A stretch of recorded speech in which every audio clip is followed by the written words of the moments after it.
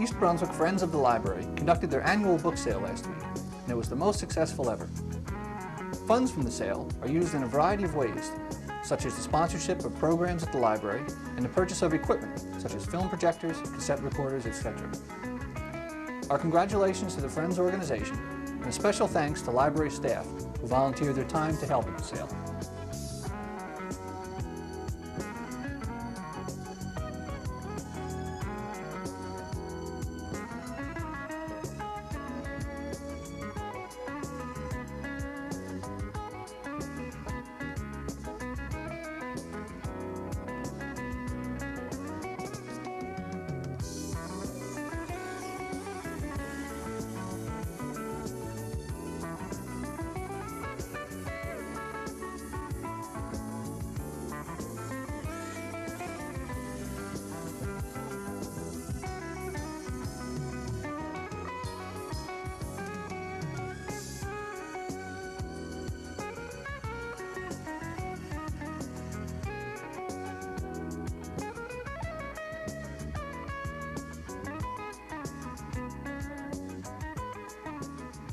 On March 26th, more than 80 East Brunswick 6th graders attended the 3rd Annual Young Authors Conference at Rutgers University.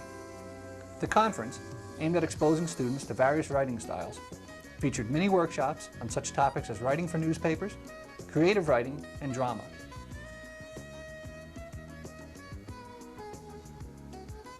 Now, a brief look at a few of the workshops in session. The most important parts of the newspaper story. And now we're going to talk a little bit about how to write a story. I'm going to hand you out some papers. That he gets from that you would want to get? His talent. What? His talent. Okay, so you respect the fact that talent, T-A-L-E-N-T, right? Very creative people are terrible spellers. So if you don't do well with spelling, don't worry about it. There's really evidence to that. How about the fact that the crowd yells for him and he gets recognized? Does that mean anything to you? Would you like to be recognized by a lot of people as being talented? Yeah. Music that mirrors those emotions. Let's see if it helps us expand our vocabulary. Okay? Now, I'm going to play for you Tree Hat from the Nutcracker. It's a piece that I think maybe you've all heard before, and when you listen to it, I would like you to please close your eyes, right? And I want you to just reflect upon anything that you're going to reflect on. Whatever comes into your mind, I want you to just make a mental note of.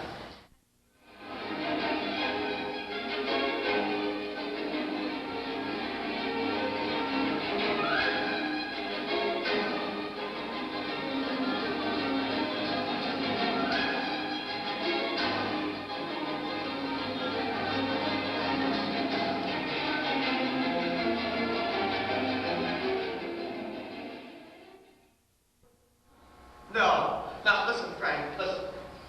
Frank, Angel, see, even I've been calling you by the wrong name. All right. Can we trust you to come right home from school next time? You sure? All right, because otherwise we're going to really straighten this out. Let's get that.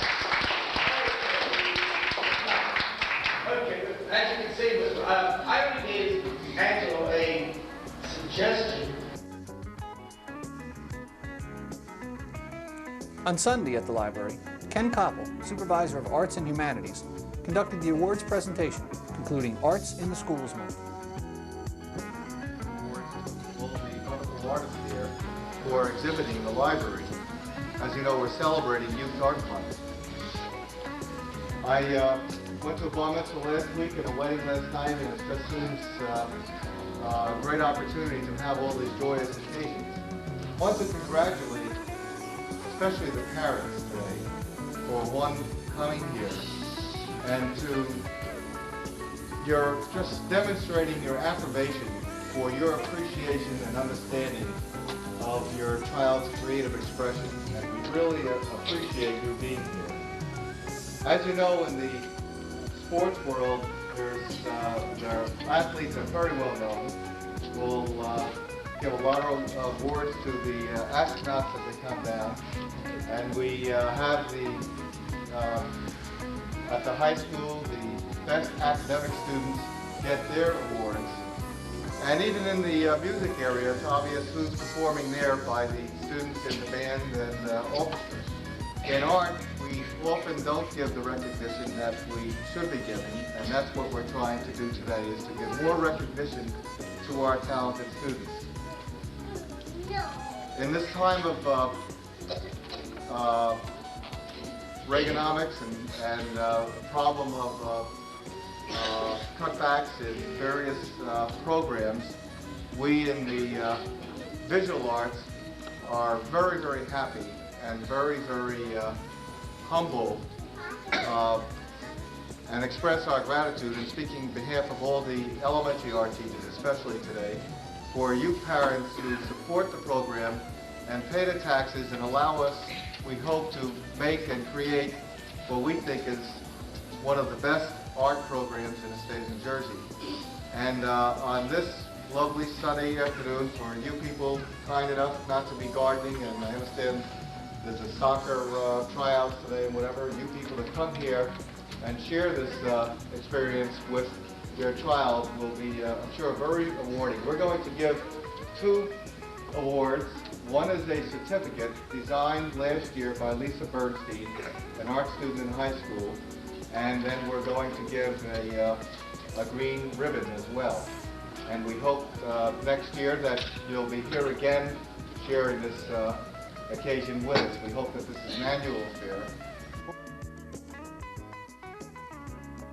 Find out.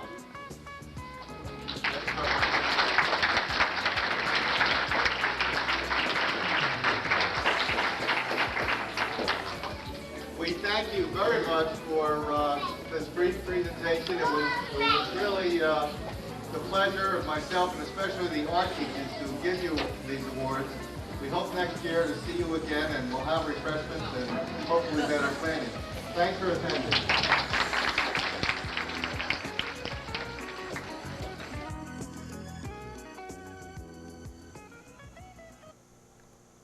The steering committee, formed to review the Wheelabrator Fry application for a resource recovery plant in East Brunswick, met on Monday evening.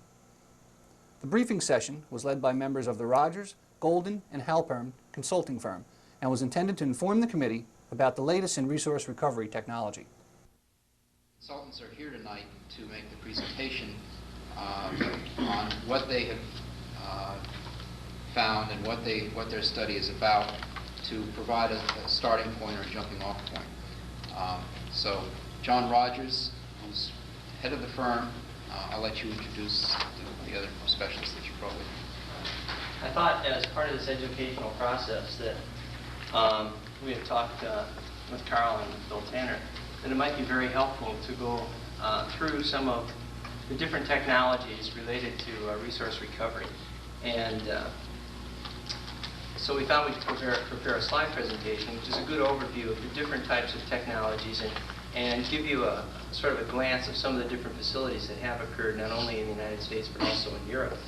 And then I thought it would be useful if we went through and hit the highlights of the guidebook in terms of what's its format, what's its purpose, how it's constructed, and how it can help you in going through this process of understanding resource recovery and its associated environmental impacts.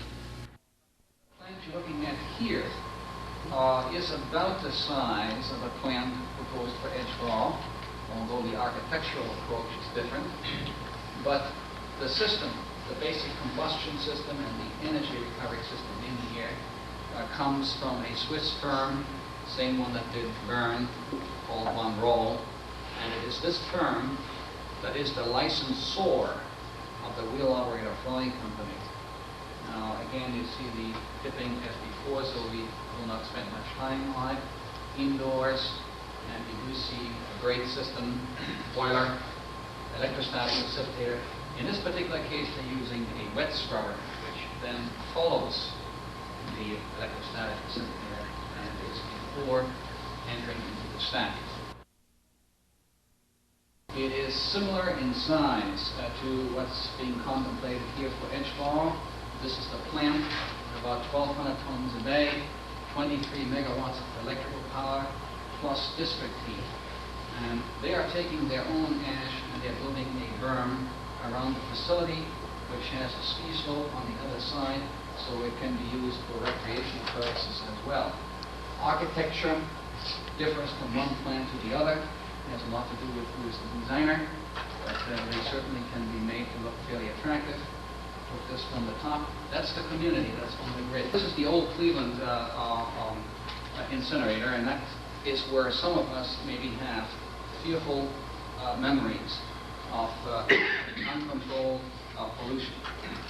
However, there are several plants now in the United States, and we pick just 2 or 3 of them as examples, that are the new generation. Good evening, and welcome once again to Consumer Aware. This evening I will spend a few minutes with you to give you some helpful hints on some laws that we have in the state of New Jersey concerning the sale of dog and cats. Now, this is for all our animal owners and our potential animal owners. It is very important that you understand the protection that you have and that your animals have when purchasing a dog or a cat. When you purchase from a dealer, the dealer must give you a signed animal history certificate. On that certificate, it must state the breed of the animal, the sex, the age, the color, the birth date, the original owner, the medical history of the animal, and all of the vaccinations that the animal has had. Once you purchase the animal, you have 14 days to take the dog or the cat to a veterinarian, a licensed veterinarian. I would recommend that you not wait the 14 days, that you try and make the appointment and get the animal there within 48 hours. If your vet certifies that this animal is ill in any way, whether it be a contagious disease or a congenital defect or any other veterinary problem, you have the right to return the animal to the dealer that you purchased it from.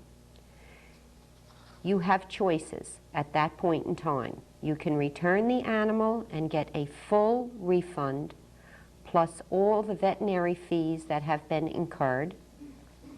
You can keep the animal and receive reimbursement of the vet fees and any other future vet fees that it might take to cure or attempt to cure your animal.